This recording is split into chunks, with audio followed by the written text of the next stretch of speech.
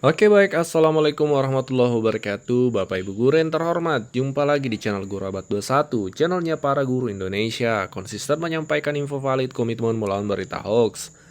Hari ini tanggal 10 September Bapak Ibu ada berita baik berdasarkan edaran dari Kementerian Pendidikan. Kami sudah rangkum dua informasi Bapak Ibu ya. Dua informasi, kita mulai dari informasi yang pertama. Ini kabar gembira nih untuk guru-guru yang sekarang sudah statusnya sertifikasi. Jadi kemarin Bapak Ibu tanggal 9 September ya, Kementerian Pendidikan melalui Dirjen GTK itu mengeluarkan sebuah surat edaran.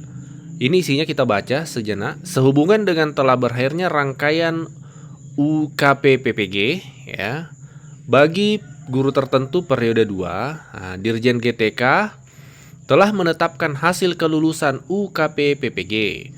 Adapun UKP PPG guru tertentu tahap 2 ditujukan bagi mahasiswa PPG tahap 1.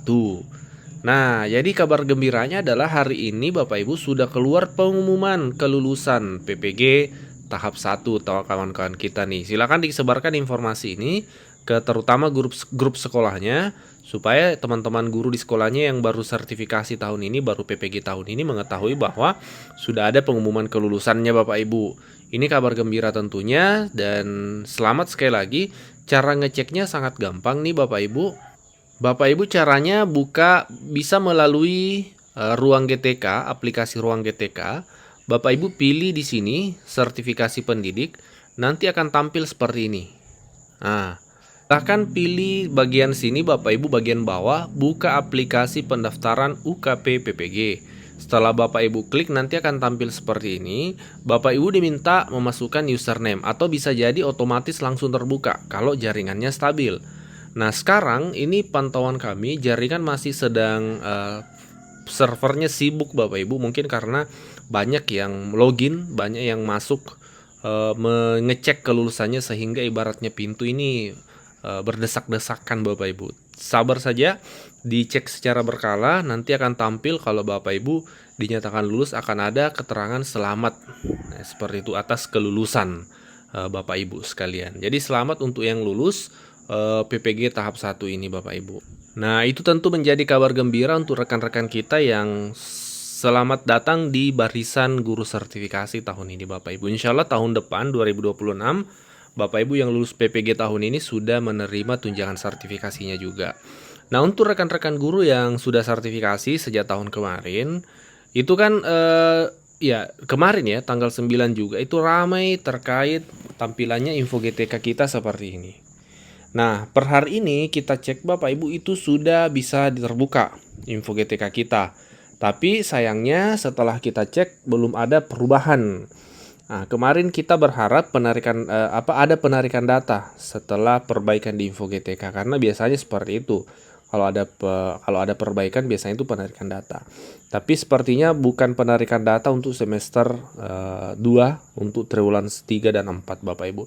Itu bisa kita lihat di pojok kiri atas ya, keterangan update data terakhir itu masih tertera tanggal 13 bulan 6 2025. Atau Bapak Ibu bisa jadi bulan 3, ada yang bulan 4. Nah, ini berbeda-beda setiap guru, yang pasti belum ada yang keterangannya di situ tanggal 9 atau 10 bulan 9 bulan September. Karena memang belum penarikan data untuk Dapodik ke info GTK kita. Ini yang kita tunggu-tunggu Bapak Ibu yang untuk guru-guru sertifikasi. Kalau sudah penarikan biasanya itu akan uji coba dulu, ada keterangan uji coba. Setelah itu baru hilang keterangan uji cobanya, artinya sudah valid. Dinas sudah bisa mengusulkan Bapak Ibu. Sembari menunggu ini Bapak Ibu, mari kita simak penjelasan dari Menteri Pendidikan beberapa waktu yang lalu di DPR yang menjelaskan tentang anggaran, salah satunya terkait anggaran tunjangan sertifikasi ke depan. Mari kita simak sama-sama. Assalamualaikum warahmatullahi wabarakatuh. Selamat sore, salam sejahtera untuk kita semua. Yang terhormat Bapak Ibu Ketua dan Wakil Ketua Pimpinan Komisi 10 DPR RI, dengan rincian rupiah murni non operasional sebesar 51,69 triliun rupiah.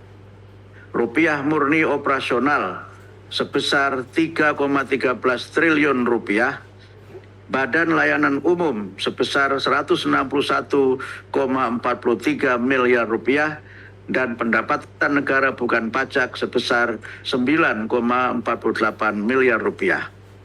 Alokasi yang diperoleh oleh Kementerian Pendidikan Dasar dan Menengah tersebut antara lain akan mendanai sejumlah program prioritas, yaitu Program Indonesia Pintar sebesar 13,43 triliun rupiah untuk 18,59 juta siswa yang telah menampung penyesuaian satuan biaya dan penambahan sebesar sasaran PIP untuk SMA dan SMK.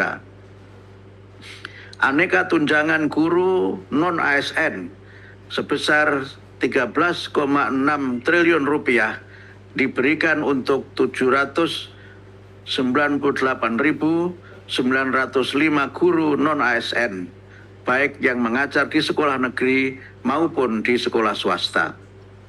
Pembangunan dan revitalisasi satuan pendidikan sebesar 14,18 triliun rupiah dengan target 11.686 satuan pendidikan formal dan non-formal negeri maupun swasta. Digitalisasi pembelajaran untuk pengembangan konten dan bimbingan teknis sebesar 188,65 miliar rupiah guna memastikan infrastruktur yang disediakan pada tahun 2025 benar-benar dapat digunakan secara efektif dalam meningkatkan kualitas pembelajaran. Tidak ada pengadaan peralatan digitalisasi pembelajaran dalam alokasi pagu anggaran ini. Pendidikan profesi guru dan bantuan pendidikan S1 atau D4 bagi guru dilanjutkan agar guru kita memenuhi kualifikasi akademik dan bersertifikasi kompetensi guru. Begitu juga penjaminan mutu pendidikan juga dilakukan antara lain melalui akreditasi satuan pendidikan dan pelaksanaan tes kemampuan akademik serta pengembangan bahasa yang difokuskan pada pelestarian bahasa daerah, pemartabatan bahasa dan sastra Indonesia, serta mendorong kecakapan literasi melalui buku bacaan bermutu dan tes uji kemahiran bahasa Indonesia. Rincian pagu anggaran per unit utama dan per unit utama per program kami sampaikan pada Salindia 11-13. Namun demikian, melihat besarnya tantangan pembangunan pendidikan sesuai rapat kerja tanggal 26 Agustus 2025 yang lalu, kami menyampaikan usulan tambahan anggaran sebesar 52,9 triliun. Usulan ini sudah kami sampaikan kepada Kementerian Keuangan, Kementerian PPN Bappenas, dan Kementerian Sekretariat Negara. Rincian usulan tertera pada Salindia 18-20. Secara garis besar, usulan tambahan mencakup penyesuaian satuan biaya PIP SD dan SMP, serta perluasan cakupan PIP untuk jenjang taman kanak-kanak untuk memastikan pelaksanaan wajib belajar 13 tahun yang juga mencakup 1 tahun prasekolah. Peningkatan satuan biaya insentif guru non-ASN dari Rp300.000 per bulan menjadi Rp500.000 per bulan per guru. Penambahan sasaran program pembangunan dan revitalisasi satuan pendidikan, khususnya bagi sekolah-sekolah dengan sarana dan prasarana terbatas, rusak, dan terdampak bencana. Mendukung pelaksanaan KKG dan MGMP. Mempercepat pelaksanaan digitalisasi pembelajaran untuk meningkatkan kualitas pembelajaran dan menguatkan guru dalam memfasilitasi pembelajaran STEM guna membekali anak-anak agar lebih siap, kompetitif, dan produktif di masa depan.